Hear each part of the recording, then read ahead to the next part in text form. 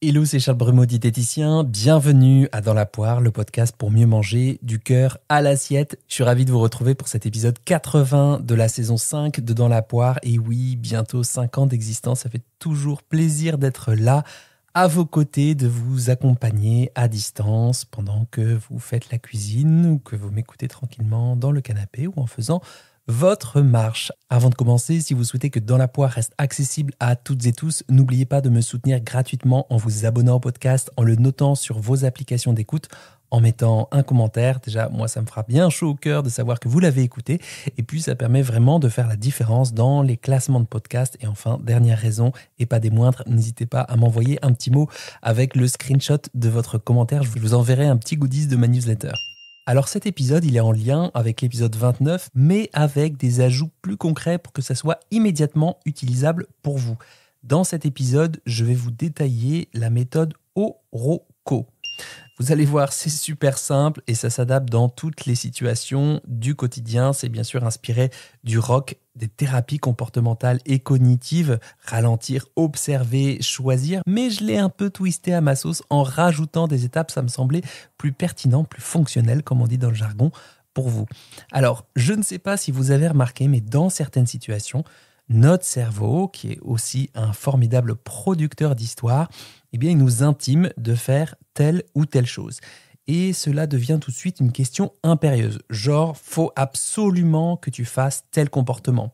Se resservir, manger jusqu'à la fin du paquet, ou se mettre à manger alors qu'on n'a pas forcément faim et ou envie, même si les deux sont liés. Alors si on se concentre dans le domaine de l'alimentation, ça peut donner des phrases ou des histoires qu'on se raconte qui ressemblent peu ou prou à « je me suis lâché, il faut absolument que je saute un repas ». Bon, allez, c'est pizza ce soir, autant aller jusqu'au bout et faire ceinture jusqu'à ce week-end. Je dois sécher, donc je vais supprimer les féculents pendant quelques temps. Je reprends une part de tarte aux fraises ou un verre de vin parce que mes amis s'y attendent et je ne veux pas les décevoir. Je suis cette fille qui fait la fête, donc j'y vais. Je mange super vite depuis 20 ans, donc je suis comme ça. Quoi que je fasse, ça va pas changer grand-chose, alors à quoi bon? Quand je rentre le soir, je défonce le frigo ou alors je mange ce que je prépare à dîner. Vous avez vu, il n'y a pas beaucoup de place pour la nuance dans ces histoires qu'on se raconte. On a l'impression que ces pensées sont la vérité absolue. Alors, que fait-on en général ? Souvent, on suit notre cerveau d'amour sans trop se poser de questions parce que sur le moment, c'est comme si on était monté dans un train à grande vitesse et que c'était impossible d'en sortir. Alors, la méthode Oroco pour observer, ralentir, observer, choisir, observer. Et oui, il y a 2 nouvelles étapes d'observation. Ce que je vous propose justement, c'est d'entraîner votre capacité à ralentir, observer et choisir. On va détailler ça ensemble, ne vous inquiétez pas, c'est assez simple. Premier conseil, je précise avant de détailler que j'ai bien dit entraîner.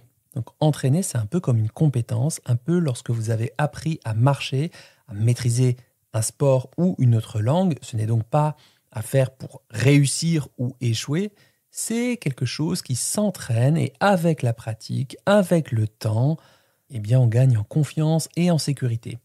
Puis deuxième conseil, sur le moment, quand on fait ce qu'on fait, eh bien on fait ce qu'on fait. C'est pas le moment le plus propice pour observer. Mais quelques heures, quelques dizaines d'heures après, quand c'est encore un peu frais dans notre esprit, eh bien on peut revenir sur cette séquence pour explorer ce qui s'est passé. Cette analyse, c'est quelque chose que je fais à peu près toutes les semaines en consultation et je me suis dit peut-être que ça peut vous être utile à vous ou peut-être en consultation avec votre diététicien, diététicienne. Et si jamais vous souhaitez prendre rendez-vous avec moi et passer à l'action, vous pouvez cliquer sur le premier lien en description de cet épisode. Allez, on commence. Premier aspect, observer. Vous vous apprêtez ou vous vous apprêtiez à faire le comportement. Donc pour reprendre les exemples, sauter un repas, finir le paquet, défoncer le frigo ou vous restreindre parce que vous avez trop mangé. Mais qu'observez-vous lorsque vous faites cela ? Concrètement, quel est votre niveau de faim de 1 à 10 ? Comment est votre salive ? Est-ce qu'elle est liquide ? Est-ce qu'elle est neutre ? Pâteuse ? Est-ce que vos respirations sont profondes, saccadées, en surface ? Quel type de gestes faites-vous ? Est-ce qu'ils sont lents ? Est-ce qu'ils sont maîtrisés ? Ou est-ce qu'ils sont précipités et qui partent un petit peu dans tous les sens ? Imaginez que vous êtes filmé. Qu'est-ce qu'on vous voit faire, vous, quand vous vous apprêtez à faire le comportement? Eh bien, si on avait branché de petites caméras, qu'est-ce qu'on verrait? Alors pourquoi cette première étape-là, observer? Là, ce qu'on cherche à faire, c'est de ramener de la conscience dans ce que vous vivez ou avez vécu. Il arrive que nos comportements soient automatiques et que notre corps agisse de manière un peu téléguidée, comme si on n'était pas vraiment là. Première étape, on ramène de la conscience. Deuxième aspect, deuxième étape, ralentir. Là, c'est le moment de pause. Je vous invite peut-être à porter votre attention à votre respiration.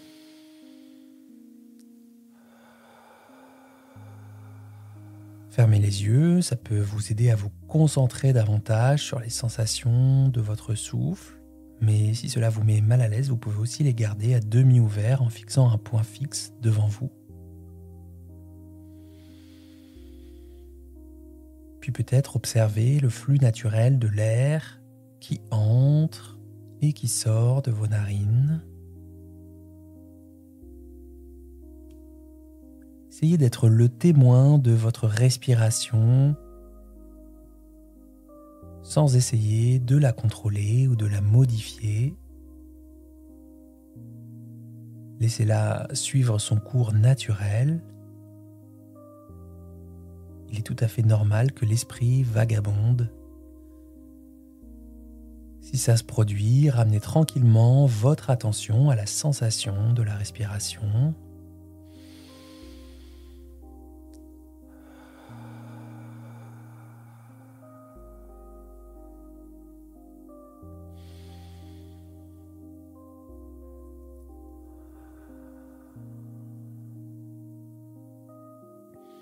Et inspirez, expirez autant de fois que vous le souhaitez.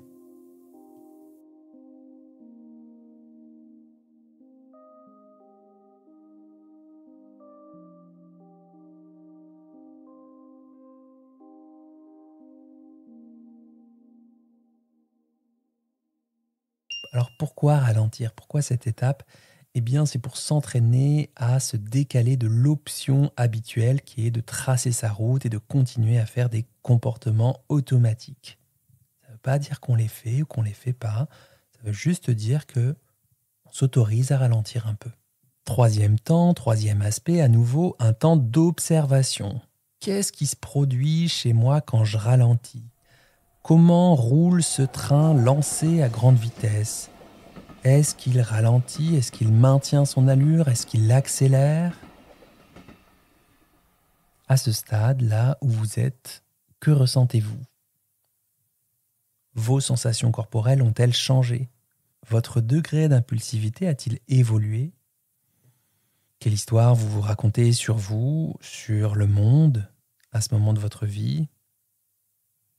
Est-ce qu'il n'y a pas une part de foutu pour foutu qui vient vous chatouiller?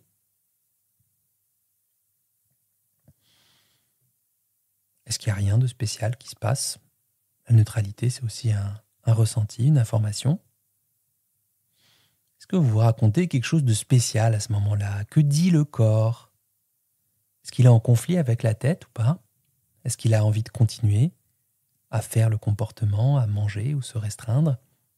Et si oui, comment il a envie de le faire? Alors là, pourquoi on observe encore? Pour évaluer l'impact du ralentissement et puis pouvoir apprécier si nos sensations corporelles, nos pensées, nos émotions, elles ont évolué également. Quatrième temps, choisir. C'est une étape aussi importante que les autres. Notre société de la performance étant très tournée vers l'action. Quand on dit choisir, on peut se dire « Ah, c'est là le moment où j'agis ». Mais les autres étapes, observer, ralentir, sont aussi des étapes où l'on agit en soi. Donc je voudrais vous dire que c'est une étape aussi importante que les autres, ça me paraît important. Dans notre société qui nous pousse à galoper. Voilà. Choisir, donc, c'est réajuster les actions en fonction de ce qui nous semble bon et juste, bon et précieux, bon et important pour nous en fonction du contexte qu'on est en train de traverser. Ça peut être d'attendre 30 secondes avant de se resservir. Ça peut être de continuer à manger parce que c'est encore tiède, c'est encore chaud et que vraiment, la raclette ou la glace, eh bien, ce sont des mets qui n'attendent pas. Ça peut être de faire une pause avant de déjeuner, la prochaine fois que vous déjeunez. Ou ça peut être aussi de choisir une activité agréable pour soi, juste parce que ça fait du bien de la pratiquer. Alors pourquoi je vous parle de choisir ? Eh bien pour reprendre le pouvoir sur nos décisions et nous orienter vers des actions qui nous semblent profondément bonnes pour soi. Profondément bonnes, comment on peut savoir si on a tendance à se critiquer, à se dévaloriser, à ne pas se trouver digne d'intérêt ? Ce qui est profondément bon pour soi, c'est quand ça nous recharge, ça nous ressource, que c'est fluide, que ça redonne de l'énergie. Tiens, c'est profondément bon pour moi, quoi. Je le sens là. Et enfin, 5e et dernier temps, observer. Et oui, à nouveau, observer. Tiens, à la place de défoncer le frigo, j'ai mis une collation l'après-midi. Est-ce que j'observe que j'ai 10, 20, 30, 50% moins envie de défoncer le frigo ? J'ai enlevé tous les féculents pour perdre du poids parce que je ne me sens pas bien dans mon corps. Court terme, qu'est-ce que j'observe ? Moyen terme, quel est mon niveau d'énergie ? Est-ce que mon cerveau est toujours bien alimenté en glucides, en énergie ? Est-ce que j'arrive à mettre suffisamment de glycogène en réserve pour mon effort sportif ? Ou alors, tiens, j'ai fait une pause de 30 secondes avant de manger la fin de ma pizza. Est-ce que c'était utile au regard de mon niveau de faim ? Je me suis arrêté dans cette boulangerie parce que cette odeur de viennoiserie m'a appelé, entre guillemets. J'ai fait quelques respirations, je suis entré dans cette boulangerie et j'ai quand même mangé cette viennoiserie après ces quelques respirations. Ou alors j'en ai mangé qu'une partie, ou alors pas du tout. Mais j'ai choisi de le faire à ma manière. Et puis aussi, tiens, comment je me sens d'avoir réajusté mes actions ? Que dit mon corps ? Que dit ma tête ? En quoi c'était différent de la dernière fois où j'ai tracé dans mon train à grande vitesse là ? Alors pourquoi je rajoute cette étape là d'observation encore ? Eh bien ça, c'est pour le feedback. Le feedback, c'est vraiment, est-ce que ce que j'ai mis en place, est-ce que c'est adapté ou pas ? Est-ce que c'est bon ou pas pour moi ? Observer si le fait de ralentir, d'observer comment c'est pour moi, puis de choisir autrement, complètement différemment ou juste un petit peu à côté, est-ce que c'était un choix juste et adapté pour moi ? Donc cette étape d'à nouveau observer à la fin, eh bien ça nous permet de voir si c'était une bonne stratégie ici et maintenant pour nous. Ça ne veut pas dire manger, pas manger, c'est même pas le sujet de l'expérience ou de cette méthode, entre guillemets, même si je ne l'ai pas du tout déposé, je vous rassure. C'est vraiment, est-ce que ce qu'on fait là, c'est bon pour nous ou pas ? Et si ce n'est pas le cas, eh bien la prochaine fois, comment on peut se rapprocher, ne serait-ce qu'à 1% de quelque chose de meilleur pour nous ?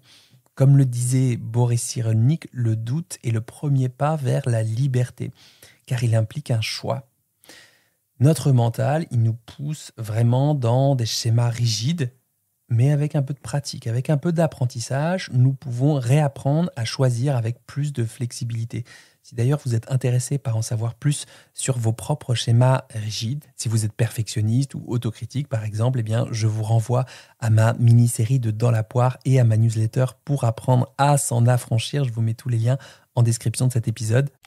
Voilà, n'hésitez pas si vous avez des questions, je vous invite à tester cette approche et à me partager vos retours sur Apple Podcasts, Spotify, Instagram ou YouTube.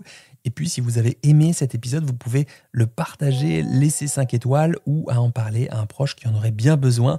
Déjà, ça fait super plaisir d'être utile à vous comme à votre entourage et ça permet aussi à d'autres de découvrir Dans la poire. Et puis enfin, dernière raison, n'hésitez pas à m'envoyer un petit mot avec le screenshot de votre commentaire. Je remercie personnellement celles et ceux qui le font et je leur envoie une recette de mon choix. Voilà, je vous souhaite un bel appétit de vivre et à très vite pour un nouvel épisode de Dans la poire.